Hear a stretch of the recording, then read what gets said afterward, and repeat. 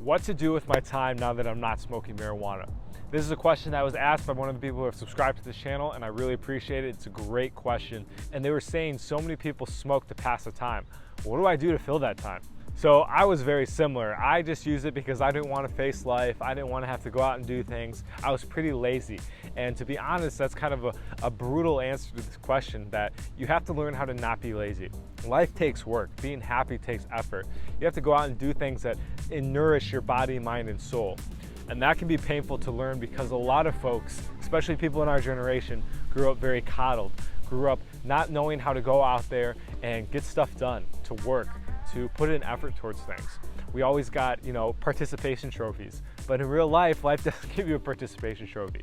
So it's really learning how to find things that nourish us and that propel us towards a bigger mission than just smoking weed. In working with clients, I talk to them about this, it's really important to have a mission, have something to get up in the morning and do and work towards every day. That's really gonna help keep you off the weed and keep you motivated towards living the best life you can. So the first thing that I recommend is finding a hobby, something fun that you like to do. Yoga, some sort of physical activity is great. I like to play basketball. I love pickup hoops. I'm gonna go golf today. It's a beautiful day out.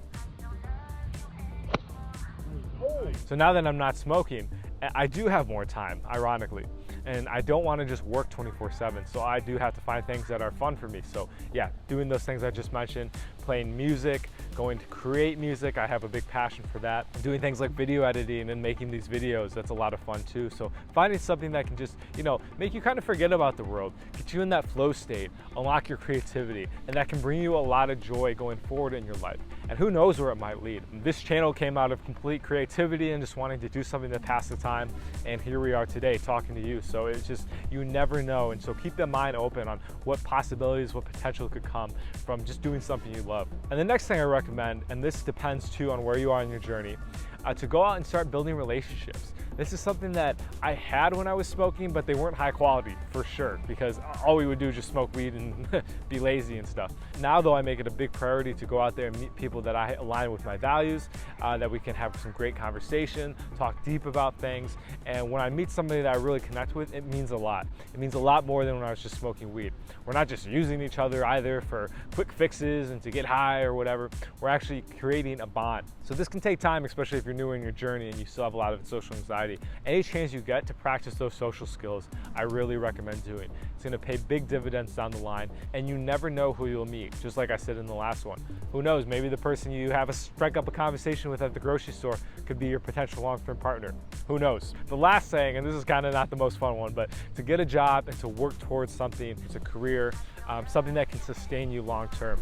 When I was smoking weed, I spent so much of my time smoking, getting the weed, thinking about it, etc., that I didn't really put much work or effort into creating a lifestyle for myself, a life for myself.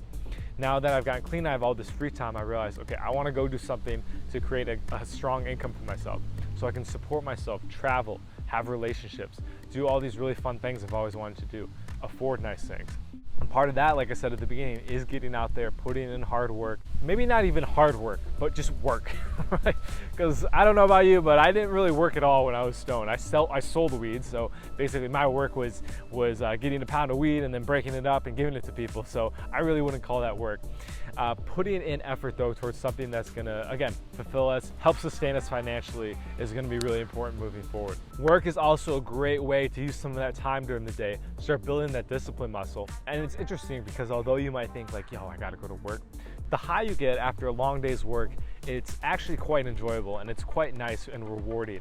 And I find that when I go and do my other things like hobbies, have relationships, when I put in a good day's work, I feel much more appreciative of it. And I feel much more grateful. I feel that I've deserved it, and it's just a better experience overall. So getting a job, starting to work is something I really recommend. If you guys need help starting this, if you need help finding your hobbies, start building relationships, and maybe getting out there and starting to work a bit, I invite you to book a consult with me for sober living coaching. We'll hop on a call. We can kind of get to know each other a little bit, and I can see if I can aid you in taking your recovery to the next level. We don't just want to be sober and then sitting on the couch all day. We want to be out there, actively living, overcoming our demons, and having a great time in the process. So with that, guys, subscribe if you got value from this video, and we'll talk to you in the next one. Peace.